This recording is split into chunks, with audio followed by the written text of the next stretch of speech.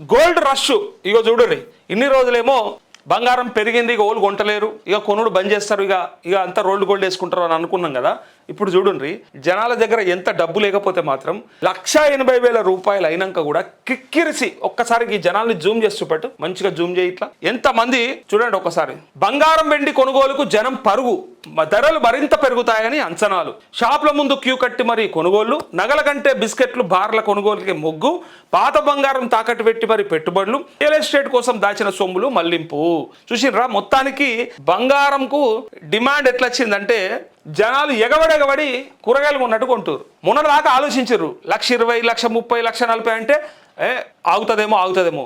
నేను మన ఛానల్లో ఎప్పుడో చెప్పిన 6 నెలల కింద 2 లక్షలు చేరుడు పక్క, 2 లక్షలకు పక్కా చేరుతుందని మన ఛానల్లో వీడియో ఉంది, కావాలంటే మీరు చూసుకోండి. దీంతో పాటు నేను ఇంకో మాట చెప్పిన, దొంగతనాలు ఎక్కువైతాయి, చైన్ స్నాచింగ్లు పెరుగుతాయి, ఇండ్లలో పెట్టుకుందామంటే దొంగల భయం, మరి ఇక మెడలు వేసుకుందామంటే ఎవడెత్తుకపోతాడో తెలియదు. సో మొత్తానికి ఇక అయితే బ్యాంకులో పెట్టడానికే తీసుకొని పోవాలి. ఇక బ్యాంకులు అంటే మనకెరక లాకర్కు ఫీ పే చేసి మనం మళ్ళీ పెట్టుకోవాలి, కొని తీసుకుపోయి లాకర్లో పెట్టుకున్నట్టు. అయితే ఇక్కడ ముచ్చట ఏంటంటే భూములు కొనాల్సినటువంటి డబ్బులను కూడా, అంటే భూముల కోసం దాచుకున్న డబ్బులను కూడా తీసుకుపోయి బంగారమే కొంటున్నట్ట. ఎందుకంటే బంగారం అంత పిరమైంది, ఆడికి వచ్చింది. 7 ఉండే బంగారం మనం ఇంతకుముందు చూపించిన ఒకనాడు 1,000 రూపాయలు 2 రూపాయల తులం కాడికించి లెక్కేసినాం మనం. అన్నాడు 4,000, 10,000, 20,000, 30,000 ఎట్లా పెరుగుకుంటూ వచ్చిందో దాని గ్రాఫ్ ని చూపించాను నేను ఒకనాడు. ఇలా 1,00,000 ఏడాగింది.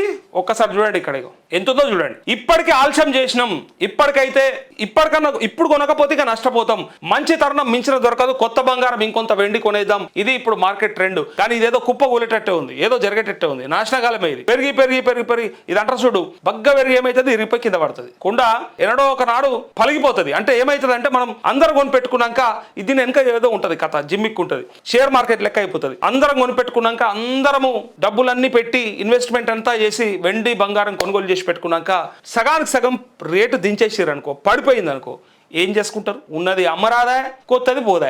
ఎట్లా అయిపోతామంటే ఆగమైపోతాం. పెంచి లాస్ట్కు దీన్ని విరుగుట కోసమే అనేది ఏదైతే సామెత ఉందో దాన్ని మర్చిపోతారు కొంతమంది.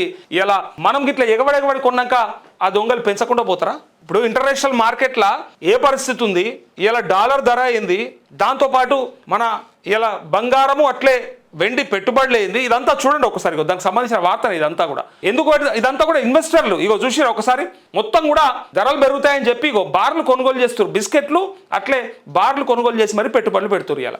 ఇలా ఇది ఇప్పుడున్న మార్కెట్ ట్రెండ్. సామాన్య మధ్యతరగతిని పక్కన పెడితే ఎప్పటికప్పుడు పెట్టుబడి సాధనాలపై కన్నేసి ఉంచే వారంతా బంగారం వెంట పడుతున్నారు. భూముల మీదనో షేర్ల మీదనో ఇన్వెస్ట్మెంట్ చేసేటువంటి కొంతమంది ఉంటారు కదా, అలిగా బంగారం మీద పడ్డారు. ఎంతగా అంటే దుకాణాల ముందు క్యూలో నిలబడి 2-3 గంటలు వెయిట్ చేసేంత ఇంట్లో అప్పటికే ఉన్న పాత బంగారాన్ని బ్యాంకులో కుదబెట్టి ఆ డబ్బుతో కొత్తగా బంగారం కొనేంత బులియన్ మార్కెట్లో సెకండ్ బాంబేగా పేరొందిన కడప జిల్లా ప్రొద్దుటూరులో, తెలంగాణ రాజధాని హైదరాబాద్లో మరిన్ని నగరాల్లో ఇప్పుడు ఇదే ట్రెండ్ కొనసాగుతుందంటూ మొత్తం ఎగబడి కొంటున్నారట జనాలు.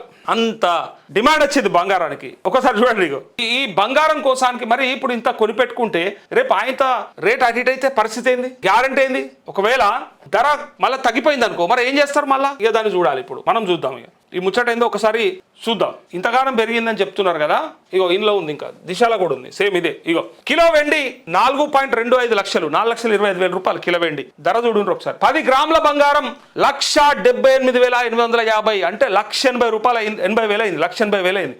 నేనేం చెప్పిన గతంలో 2 లక్షల రూపాయలకి ఖచ్చితంగా చేరుతుందని చెప్పిన వీడియో మన ఛానల్ ఉంది, కావాలంటే మీరు చెక్ చేసుకోండి డౌట్ ఉన్నోళ్ళు ఉంటే. 10 గ్రాముల బంగారం రూపాయలు 1,78,850. రోజుకు ఆకాశాన్ని అంటున్న ధరలు, వరుసగా 3వ రోజు స్టాక్ మార్కెట్ లాభాలు, కొత్తగా ఆల్ టైమ్ కనిష్టానికి రూపాయి విలువ అంటూ చూడండి ఒకసారి. పసిడి వెండి ధరలు సామాన్యుడికి అందరంత దూరంలో దూసుకెళ్తున్నాయి. మధ్య ప్రాచ్యంలో ఉద్రిక్తతలు, అధిక గిరాకీ వలన గురువారం గోల్డ్ సిల్వర్ ధరలు కొత్త గరిష్టాలను తాకాయి. హైదరాబాద్ మార్కెట్లో 10 గ్రాముల బంగారం 1.79 లక్షలకు చేరువ కాగా వెండి కిలో ఏకంగా 4.25 లక్షలకు పెరిగి రికార్డు సృష్టించింది. ఒక్క రోజులోనే సిల్వర్ 25,000 పెరిగి గోల్డ్ 11,000 పెరగడం గమనార్హం అంటూ బంగారం సింగిల్ డేలో 11,000 పెరిగింది. ఒకనాడు 11 రూపాయలు పెరిగితే కూడా 11 రూపాయలు పెరిగిందా, 1100 పెరిగిందా, 500 పెరిగిందా, 1000 పెరిగిందా అని మాట్లాడుకుంటాం. ఇలా వేలకు పెరుగుతుంది, డైరెక్ట్గా 11,000 పెరిగింది. మరోవైపు దేశ జీడిపిపై ఆర్థిక సర్వే సానుకూల అంచనాలతో స్టాక్ మార్కెట్లు వరుసగా 3వ రోజు లాభాల్లో ముగిశాయి. ఇక అమెరికా డాలర్తో పోలిస్తే రూపాయి ఆల్ టైమ్ కనిష్టానికి 91.92కు పడిపోయిందంటూ ఆల్ టైమ్ టైం కనిష్టం ఇది. సో మొత్తానికైతే బంగారం అయితే ఇక ఆగుతలేదు, ఇక ఆగబట్టస్తలేదు, దొరకబట్టస్తలేదు. మీరు కొనుక్కోండి కానీ పైలంగా దాచిపెట్టుకోరు. ఒక్క తులం బంగారం పోయినా కథమైపోతాం మనం. 2 లక్షల రూపాయలు దగ్గర అయ్యాల. తులం బంగారం విలువ 2 లక్షల రూపాయలు. నాకు ఒకటి అనిపిస్తుంది, ఈ దేశంలో పేదలు ఎక్కడ ఉన్నారు అంటే అందరు కాదు, కొంటున్న కొద్దిమందిని చూస్తే అనిపిస్తుంది 2 లక్షల రూపాయలైనా ఎగబడి కొన్నికి తయారున్నారంటే జనాలు, పబ్లిక్. ఇగో ఇలా క్లియర్ గా ఆ ఫోటో చూసారు కదా మీరు, ఇది చూసినాక అనిపిస్తుంది అరే ఇది ఎక్కడ కథ. ఒదిక్కు రైతులేమో ఆత్మహత్యలు చేసుకుంటున్నారు, చేస్తున్న వ్యవసాయంలో ఏమాత్రం లాభసాటిగా లేదు, చచ్చిపోతున్నాం బతకలేకపోతున్నాం అని వాళ్ళు అట్లున్నారు. వీళ్ళేమో ఇగో ఇలా అంటే ఫోటోలు ఉన్న వాళ్ళు కాదని నేను చెప్పేది, అందరినీ కలిపి అంటా ఉన్నా. అంటే ఇట్లా పోయిన వాళ్ళు అందరినీ షాపులలో పోయి ఇట్లా ఎగబడి బంగారం కోసం ఇంత రేటు తక్కువైతే కొంటున్నారంటే లెక్క ఉన్నది. కానీ ఇదే టమాటా 50 రూపాయలు అయిందంటే అబ్బా 50 అయిందా, ఉల్లిగడ్డ 80 రూపాయలు అబ్బా 80 అయిందా, దోచుకుంటుర్రా. ఇది కథ, ఇది వ్యవస్థ, ఇది సమాజం. ఇంత టమాటానో లేకపోతే పచ్చిమిర్చో లేకపోతే కూరగాయలో పువ్వులో అవి పెరిగినాయి అంటే చికెన్ 250, అబ్బా 250 180 150 ఉండే కదా అని మాట్లాడతారు. గుడ్డు 8 రూపాయలు అయింది, అబ్బో.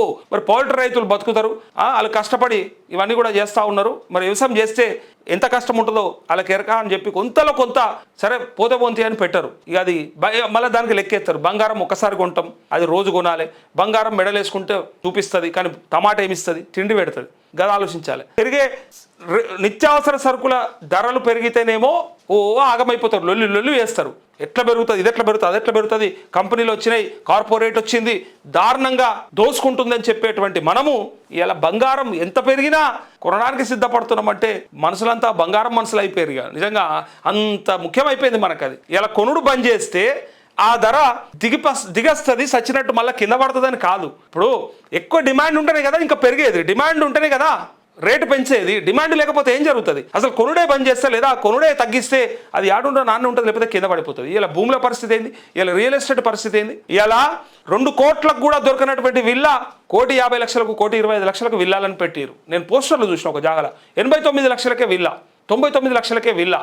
నేను అదే కరెక్ట్గా 2 ఏళ్ల కింద 1,50,00,000 1,25,00,000 1,30,00,000 చూసిన నేను ఆ పేర్లు, ఆ పోస్టర్లు. ఇలా వాళ్ళే ఆ గ్రూప్సే ఆ కంపెనీలే ఇలా తగ్గించి అమ్ముతా ఉన్నాయి. కారణం మార్కెట్ లేదు, కొనుగోలు లేదు, కొనుగోలు శక్తి తగ్గింది.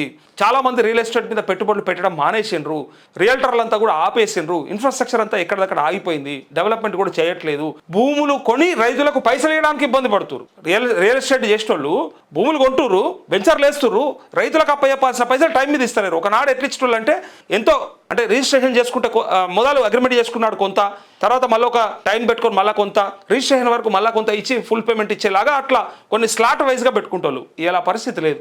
ఇలా తీసుకున్నారు కానీ అగ్రిమెంట్ చేసుకున్నారు కానీ మళ్ళీ ఇచ్చే పరిస్థితి లేదు, పైసలు ఇచ్చే పరిస్థితి లేదు, వాళ్ళు రిజిస్ట్రేషన్ చేస్తలేరు. అవి ఎక్కడికక్కడ ఆగిపోయినాయి. అందుకే రియల్ ఎస్టేట్ కూడా అంత కింద మీద ఎట్లయిపోయిందంటే డిమాండ్ లేకపోవడం వల్ల ధర తగ్గిపోయింది. బంగారం కూడా కొనుడు ఆపేస్తే అది మళ్ళీ చాలా 1,00,000 కానో లేకపోతే 1,10,000 కానో 1,20,000 కానో అయిపోతుంది. కానీ 1,80,000 పోయింది.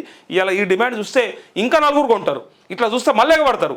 అరే నిజంగా ఖచ్చితంగా కొనాలేమో, ఇప్పుడు కొనకపోతే మళ్ళీ మిస్ అవుతామేమో, ఇలా కొనిపెట్టుకుంటే దాచిపెట్టుకుంటే అయిపోతుందేమో అనుకుంటాం. కానీ తీరా చూస్తే మళ్ళీ ఏమన్నా జరిగే అవకాశం ఉంటుంది. ఎందుకంటే ఇట్లాంటివన్నీ కూడా షేర్ మార్కెట్లో కదా జరిగినట్టు కుప్పగూలిపోతే ఏదన్నా జరిగినాడు మళ్ళీ మొత్తం నష్టపోతాం. 10 లక్షలు తీసుకుపోయేలా 5 తులాలు పెట్టుకొచ్చుకుంటే రేపు పొద్దుగల ఒకవేళ అది 1,00,000కు పడిపోయింది అనుకో, మళ్ళీ నీ 5 తులాలకు 5 లక్షలే వస్తాయి. అంటే 5 లక్షలు నీ చేతుల నుంచి నువ్వే పోగొట్టుకున్నట్టు. ఇది ఒక మార్కెట్ జిమ్మిక్, ఇది మార్కెట్ స్ట్రాటజీ. మరి గోల్డ్ అట్టే షేర్లు ఒకటైనా కావచ్చు, పెట్టుబడులు పెడుతున్నప్పుడు ఇలా మనము ఎక్కువ కొంటున్నప్పుడు రేపు పొద్దున మళ్ళా దాన్ని కింద పడేస్తే, ఆ ధర కిందికి వస్తే ఎవరు బాధ్యుడు దానికి? అదొకసారి అర్థం చేసుకోవాలి.